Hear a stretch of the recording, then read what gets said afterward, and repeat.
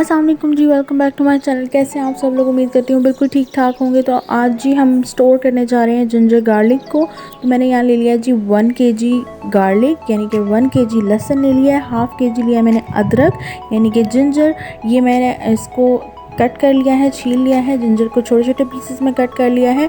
अब हम सिंपली इसको ब्लेंडर जग में डालेंगे और उसके बाद इसके अंदर थोड़ा सा पानी ऐड कर देंगे, थोड़ा सा, बिल्कुल बहुत ज़्यादा पानी ऐड नहीं करना है।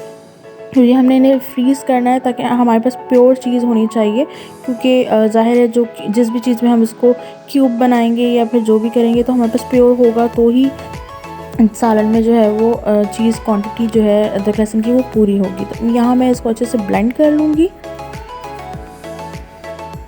तो यहाँ जी अच्छे से जो है वो ब्लेंड हो गया है, पिस गया है, बहुत ही अच्छा सा बारीक सा फाइन सा पेस्ट बन गया है इसका। और अब ये पेस्ट जो है मैं आपको स्टोर करने का तरीका बताती हूँ। तो यहाँ जी आप ले लें क्यूब स्ट्रे सबके पास घर में मौजूद होती है। क्यूब स्ट्रे जो है वो मैंने ली है यहाँ पे 2-3 साइज़ की। यहाँ पे छोटी जो है वो नॉर्मल खाने वाने के लिए, और जो बड़ी है वो कोई चिकन या मीट वगैरह का कोई सालन वगैरह बनता है तो उसके लिए है। तो ये मेरे पूरे रमज़ान के लिए जो है वो क्यूब्स तैयार हो गए हैं। पूरा 1 मंथ का स्टॉक मैंने रेडी कर लिया है। रमज़ान में बहुत आसानी होगी, वरना रमज़ान में जिंजर गार्लिक पेस्ट बनाना इंतहाई मुश्किल काम लगता है मुझे।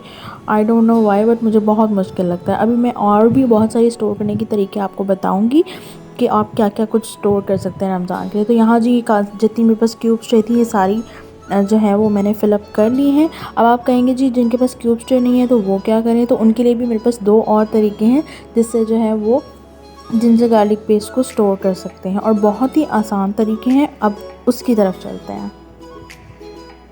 तो यहाँ सिंपल आप एक प्लेट ले लें स्टील की, उसके अंदर इस तरीके से आप अदरक लहसुन जो है वो स्पून की हेल्प से जो है ना इस तरह करके रख लीजिए।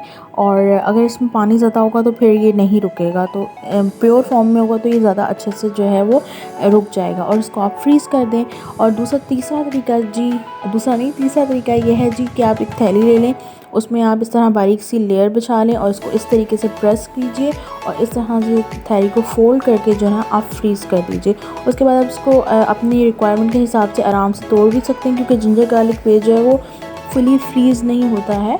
तो यहाँ जी ये अच्छे से फ्रीज़ हो चुके हैं। 3-4-5 घंटे के बाद मैं आपको दिखा रही हूँ, और बहुत अच्छे से जो है ना ये मेरा पूरा मंथ का स्टॉक जो है वो रेडी हो गया। मैं यहाँ आपको एक निकाल के भी बता देती हूँ। जैसे नॉर्मली आइस क्यूब्स निकालते हैं उसी तरीके से जो है ये भी निकल जाते हैं, और बहुत ही ईजी पीजी तरीका है ये।